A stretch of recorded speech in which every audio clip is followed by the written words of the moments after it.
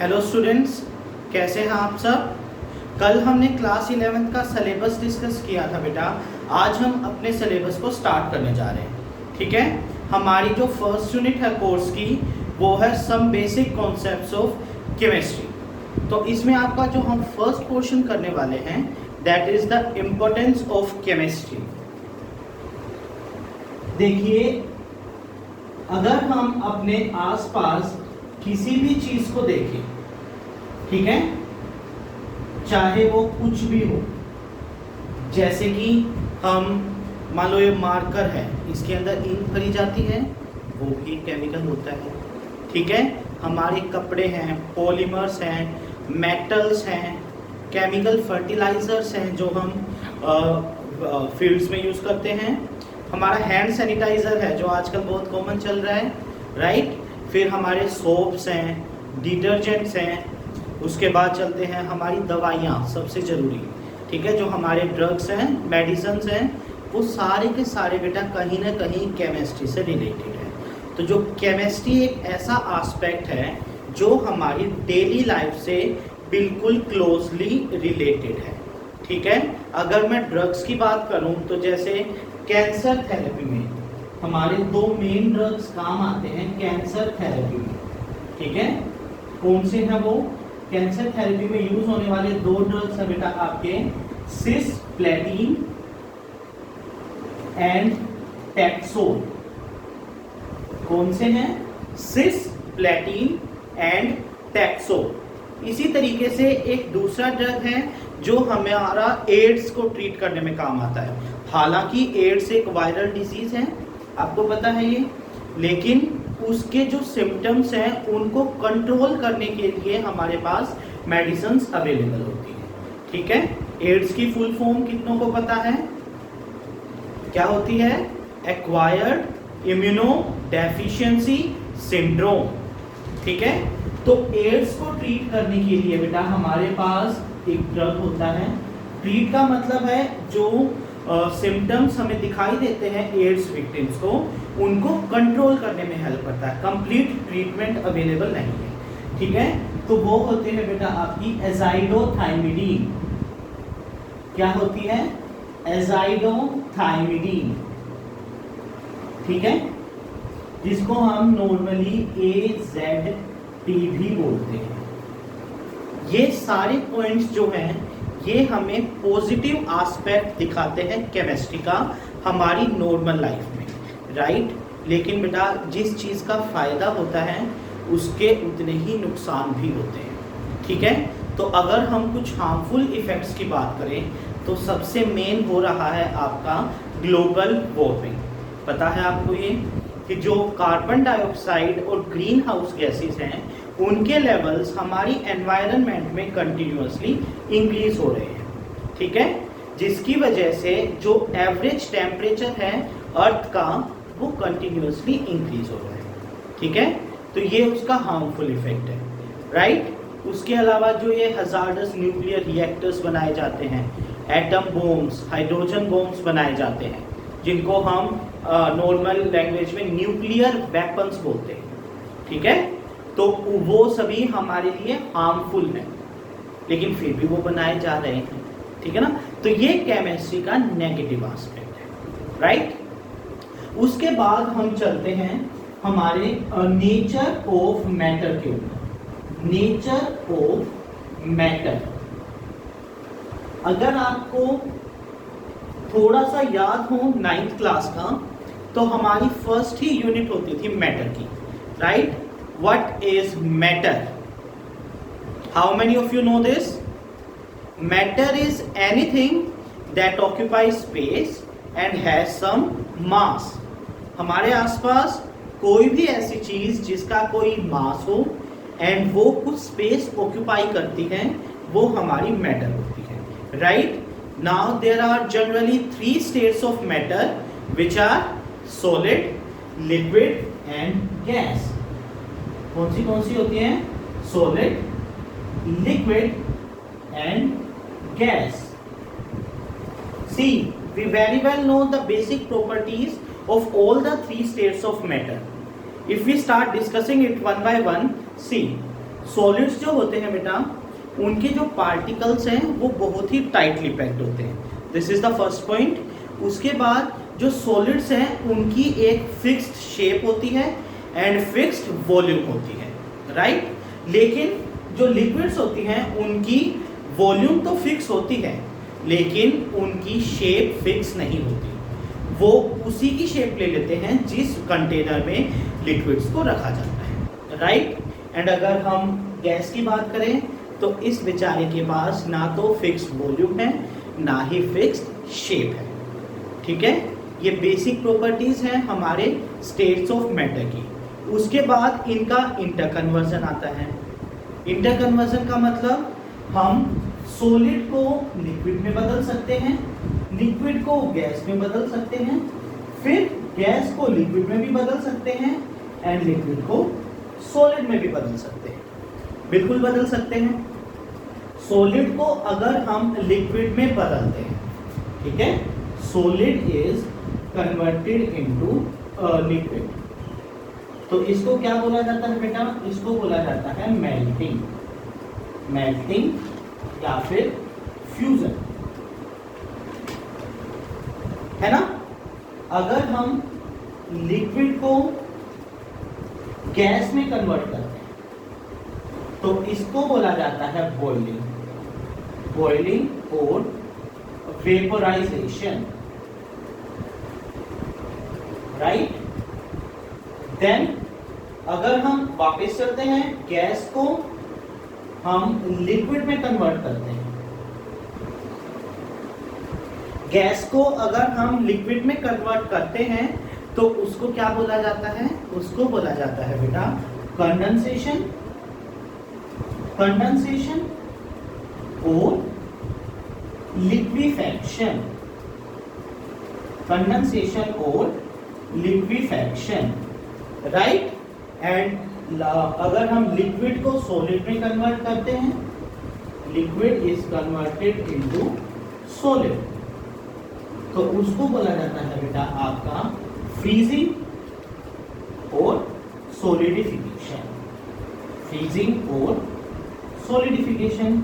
ये बहुत ही कॉमन सा प्रोसेस है जो हम नॉर्मली ऑब्जर्व करते हैं। जैसे हम अगर वाटर बोतल को रेफ्रिजरेटर के फ्रीजर में रखते हैं तो क्या होता है, जो लिक्विड वाटर था वो आइस में कन्वर्ट हो जाता है, राइट। एंड लास्ट में हम देखते हैं जब हमारा जो सॉलिड है बेटा वो डायरेक्टली गैस में कन्वर्ट हो जाए या फिर जो गैस है वो डायरेक्टली सॉलिड में कन्वर्ट हो जाए, इस टाइप का चीज। Either the gas is converted directly into solid or solid is converted directly into gas, उसको हम बोलते हैं बेटा सब्लिमेशन। क्या बोलते हैं? Sublimation. I hope it's clear, alright. इसके बाद हम देखते हैं कि जो हमारा मैटर है उसकी हम क्लासिफिकेशन कैसे करते हैं, ठीक है। मैटर जो है मैक्रोस्कोपिक लेवल के ऊपर it is broadly divided into two categories, right. The first one is pure substances, pure substances, and second one is mixtures,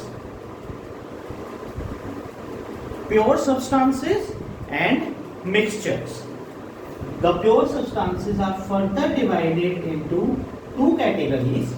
The first one is elements and second one is compounds. Then the mixtures are also classified into two categories. First one is homogeneous mixture and second one is heterogeneous mixture. Heterogeneous mixture, ठीक है। अभी हम one by one इनको discuss करते हैं। देखिए, first one is pure substances. Pure का मतलब क्या होता है बेटा? दैट मीन्स जिसके अंदर कोई भी मिलावट ना हो और कोई भी किसी भी टाइप की इम्प्योरिटीज ना हो, राइट। तो प्योर सब्सटेंसेस का मतलब है विदाउट एनी इम्प्योरिटीज, या फिर हम क्या बोल सकते हैं कि प्योर सब्सटेंसेस में हमारे सारे जितने भी पार्टिकल्स होते हैं वो सिमिलर टाइप के होते हैं। सिमिलर टाइप का मतलब सारे एक जैसे ही हैं, उनमें किसी और चीज़ की मिलावट नहीं है। तो वो जो सिमिलर टाइप के पार्टिकल्स हैं उनको हम क्या बोलते हैं, उनको हम एटम या फिर मॉलिक्यूल बोलते हैं, ठीक है ना। तो जो एलिमेंट होता है बेटा, एलिमेंट हमारा किसी भी सब्सटेंस की प्योरेस्ट फॉर्म बोला जाता है, ठीक है। Purest form of a substance is called as element, right. एंड उसके अंदर सारे पार्टिकल्स या सारे एटम्स, उनके पार्टिकल्स को हम एटम भी बोल सकते हैं, मॉलिक्यूल भी बोल सकते हैं। मॉलिक्यूल क्या होता है, ग्रुप ऑफ एटम ही तो होता है, ठीक है। तो जो एलिमेंट है वो हमारे purest form of a substance है, ठीक है, जिसमें सारे पार्टिकल्स जो हैं वो एक जैसे होते हैं, ठीक है। उसके बाद हम आते हैं कंपाउंड्स के ऊपर, ठीक है। कंपाउंड का क्या मतलब होता है, देखो बेटा, कंपाउंड का मतलब होता है कि जो एलिमेंट्स की हमने अभी अभी बात करी है, दो या दो से ज़्यादा एलिमेंट्स एक दूसरे के साथ कंबाइन करते हैं, ठीक है, but they combine in a fixed ratio, कि जो नंबर ऑफ पार्टिकल्स होना है हर एक एलिमेंट का वो आपका फिक्स होता है कंपाउंड के अंदर, ठीक है। देखिए, अगर मैं बात करता हूं ग्लूकोज की, ग्लूकोज का फॉर्मूला होता है C6H12O6, राइट। तो जब हमारे पास 6 carbons, 12 hydrogens and 6 oxygen atoms एक साथ कंबाइन करेंगे, only then glucose will be formed, right? If I reduce just one atom of any of these elements, then glucose will not be formed. अगर मैं बोलता हूं कि C5 कर दो, तो क्या C5H12O6 ग्लूकोज होगा? नहीं होगा, राइट। तो कंपाउंड्स के केस में बेटा जो ये रेशो होती है वो आपकी फिक्स रहती है। दूसरा एग्जांपल लेते हैं बहुत कॉमन, वाटर का। वाटर क्या होता है बेटा, वाटर H2O होता है। इन दैट केस हमें क्या चाहिए है, 2 hydrogen atoms combine with single oxygen atom, right.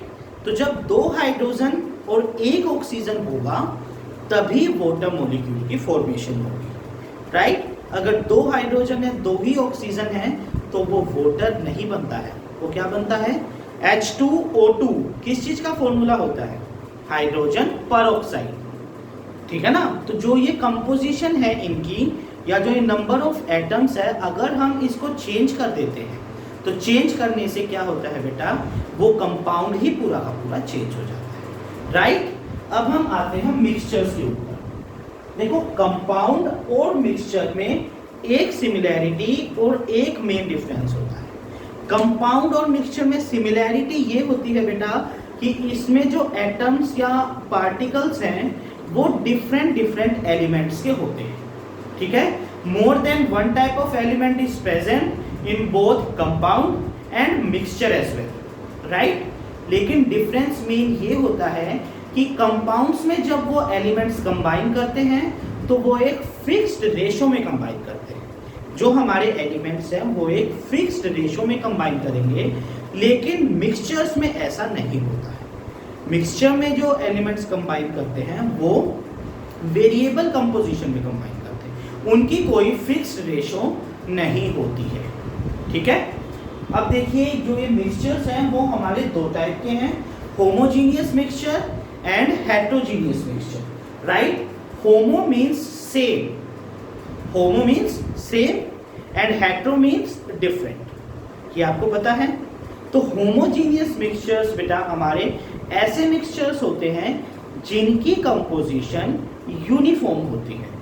Uniform होने का मतलब है कि जो हमने मिक्सचर प्रिपेयर कर दिया है उनको हम नॉर्मल फिजिकल मेथड से सेपरेट नहीं कर पाएंगे, ठीक है। लेकिन जो हेट्रोजीनियस मिक्सचर्स हमारे होते हैं उनके अंदर जो चीज़ें हमने मिक्स की हैं वो यूनिफॉर्म कंपोजिशन में नहीं होती है एंड उनको हम फिजिकल मेथड से आसानी से सेपरेट कर सकते हैं। ठीक है, एग्जाम्पल देते हैं। ठीक है, क्योंकि एग्जाम्पल के बिना कुछ समझ नहीं आता है। तो देखिए होमोजीनियस मिक्सचर, अगर मैं आपको बोलता हूं कि हमने 100 ml वाटर लिया है एंड उसके अंदर हमने 2 टेबलस्पून शुगर डिसोल्व कर दी। ठीक है, 2 टेबलस्पून या 2 टीस्पून ले लो। ठीक है, तो क्या होगा, हम उसको डिसोल्व करेंगे। शुगर के जो पार्टिकल्स हैं थोड़े से बड़े होते हैं, वो धीरे धीरे जब हम उसको स्टिर करेंगे वो डिसोल्व होना स्टार्ट हो जाएंगे एंड एक टाइम के बाद सारी की सारी शुगर जो हमने डाली थी वो 100 ml पानी में डिसोल्व हो जाएगी।